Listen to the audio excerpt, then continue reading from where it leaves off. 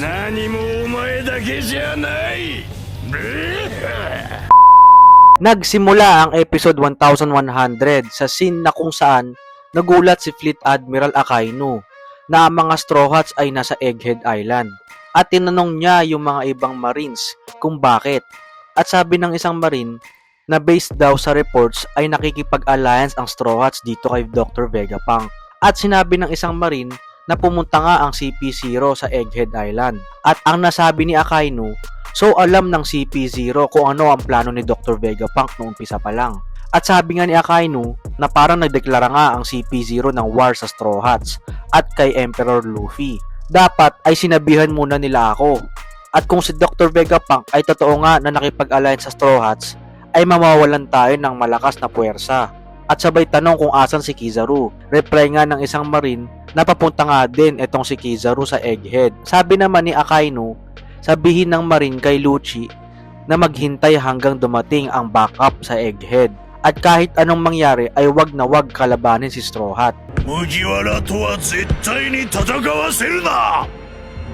Sabay napunta na nga ang scene sa Egghead Island na nag-e-evacuate na ang mga civilian at dadalhin nila Jinbei at Chopper si Atlas kay Franky para i-repair. At sinabi ni Jinbei kay Luffy na samahan mo kami. Pero nagulat nga si Jinbei sa nakita niya at sinabi ni Luffy na mauna na kayo. At napunta na nga sa scene kay Luffy at Lucci na nagtatalo silang dalawa. At sinabi ni Kaku na alam mo na di mo siya dapat kalabanin, Lucci. Pero tila ba na gusto na nga at gigil ng labanan ni Lucci itong si Luffy. At ganun din si Luffy. Nauna nga sumugod itong si Luffy kay Lucci.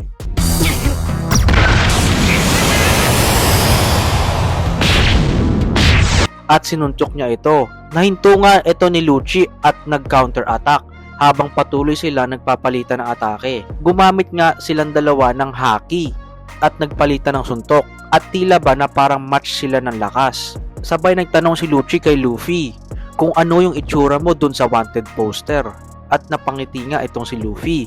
Sabay reply na curious ka ba? 気になるか Touzen daro. At naghanda na nga si Luffy para ipakita kay Lucci ang hinahanap niya. Sabay huminga ng malalim. At tumunog na nga ulit ang Drums of Liberation sa loob ni Luffy. At sinabi nga ni Luffy na nararamdaman na niya ang heartbeat niya. At lumabas ang napakalakas na haki kay Luffy.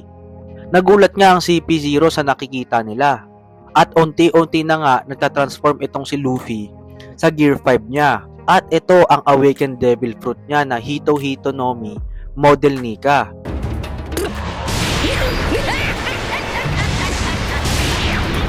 Nagulat at napangiti nga itong si Lucci sa nakikita niya.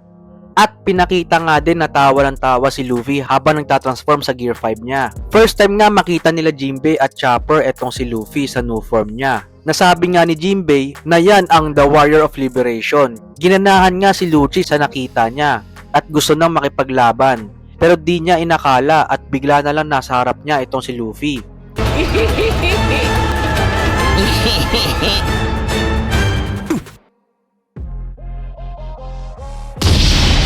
Nagulat siya at natamaan nga siya ng atake ni Luffy. Nagulat nga din at natakot ang CP0 kay Luffy.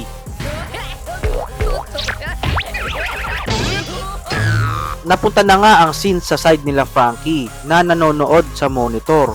At napatanong nga si Franky kung ano ang form na yan.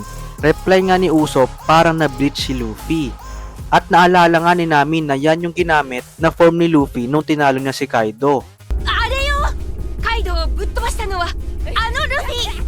At binigyan ng impormasyon ni Shaka itong si Dr. Vegapunk kay Luffy at nagulat siya. Balik tayo sa bakbakan na hinahanap ni Luffy si Lucci at gusto pang makipaglaban.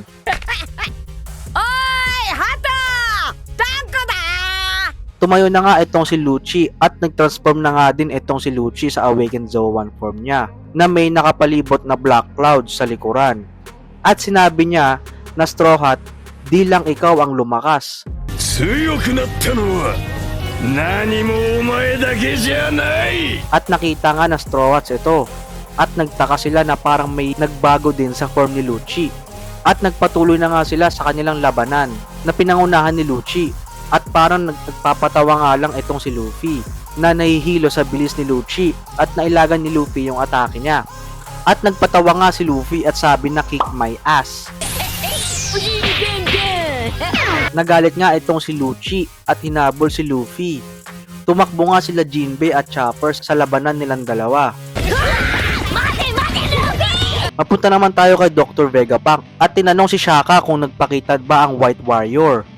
Nung nakita niya ay di siya makapaniwala at tinanong ang mga Straw Hats kung ano yung transformation na ito. At reply ni Nami na di namin alam. Yan yung Gom Fruit, di ba? Napahinto nga at nagulat si Dr. Vegapunk sa sinabi ni Nami. Sabay sabi na walang Devil Fruit na Gomu sa Old Devil Fruit Encyclopedia. ゴムゴムの実なんてものは古い悪魔の実図鑑には載っておらんのじゃ。 At nagulat nga ang Straw Hats nung narinig yun. Nabighani nga si Dr. Vegapunk sa nakikita niya. At sabi na nga ba na tadhana kaya kami nagtagpo. Sabi nga niya na ang form na to ay nakikita lamang sa lumang libro. At ang form niya ay isang god. Nagtaka nga si Sanji at sinabi si Luffy, isang god? 神？ルフィだぞ。バカなんだぞ。 Reply naman ni Nami na sinasabi mo ba na ito ay isang god? Sabi ni Vegapunk, oo. Siya ang Warrior of Liberation na nagpapakatanga lang at pinapangiti lahat ng mga tao or mas kilala sa tawag na Sun God Nika. 太陽の神ニカ。 Bago tayo magpatuloy, di na pala tayo nakapag-intro. So di na intro ang tawag dito. Mag-midro muna tayo mga kaotaku. 何？ Living life, everyday, late at night, not okay. All I want, and I pray, all I need are some better days. Fuck me, I'm looking in the mirror, so foggy, but I've never seen clearer. I don't really think anyone can save me, and honestly I'm not really sure I want saving. I don't think that my head's on straight, gotta flip it and grip it and go and get an x-ray.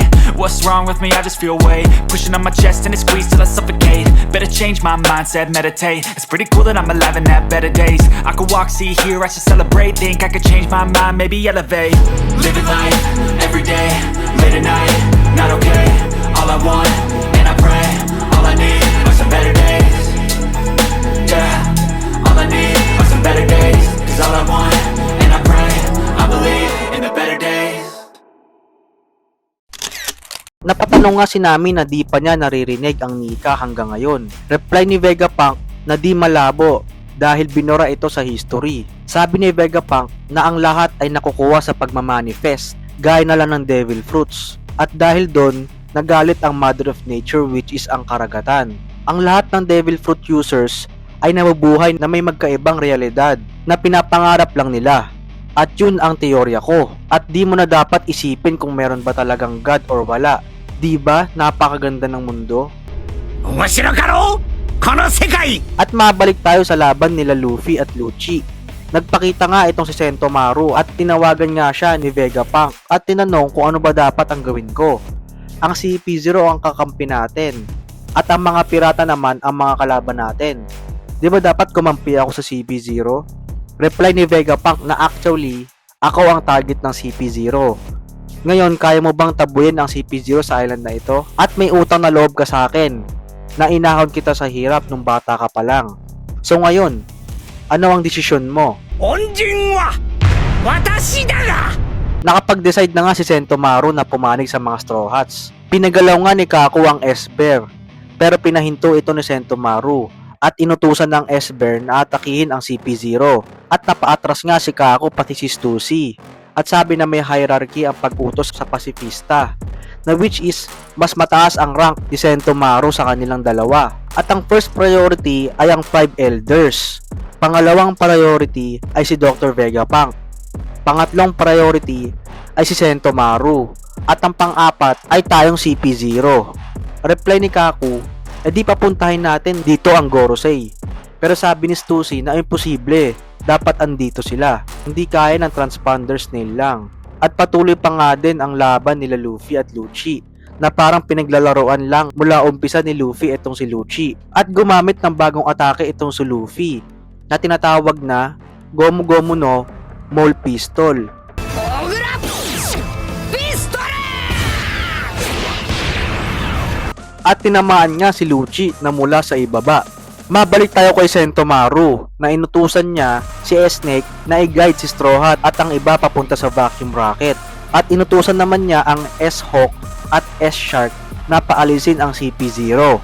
At di nga makapaniwala si Jinbei na nakikita niya na clones ng mga warlords. At patuloy pa din na naglalaban si Luffy at Lucci. Hinedbat nga ni Luffy itong si Lucci sa dibdib na tila ba sobrang layo ng agwat ng kanyang lakas. At tumalsik nga ng malayo itong si Lucci. Tinawag ni Luffy si Sentomaru at sinabi na tagal na natin di nagkita. Reply naman ni Sentomaru, "Wag mo akong tawagin sa armas ko, baka nakakalimutan mo magkalaban tayo." At sabay tanong, natutulungan mo ba talaga na makaalis si Old Man Vegapunk sa island na ito? At sumang-ayon nga si Luffy at wala daw problema dun. Reply ni Sentomaru na di ko alam kung maniniwala ako sa'yo. Di din ako makapaniwala na isa ka ng Emperor. At bigla nga umatake si Lucci gamit ang hand pistol habang nakatalikod itong si Sentomaru. At nagulat nga si Luffy. At dyan na natapos ang episode 1110 ng One Piece. Ano sa tingin nyo? Buhay pa kaya si Sentomaru? Or napatay na siya sa ginawang atake ni Rob Lucci? Abangan sa susunod na content. Shoutout nga pala kay Diana Santos ng Tanza City, Eduardo Cruz ng Taytay City, Felicia Reyes ng Tugigaraw City, Gaston de la Cruz ng Calapan City, Hana Gonzalez ng Ozami City. So kung nagustuhan nyo ang ganitong klaseng content, like, share, subscribe at huwag kalimutan i-hit yung bell button para maging updated kayo sa mga susunod na contents na ilalabas ko. So paano mga kaotaku? Hanggang sa muli natin pagkikita, peace out!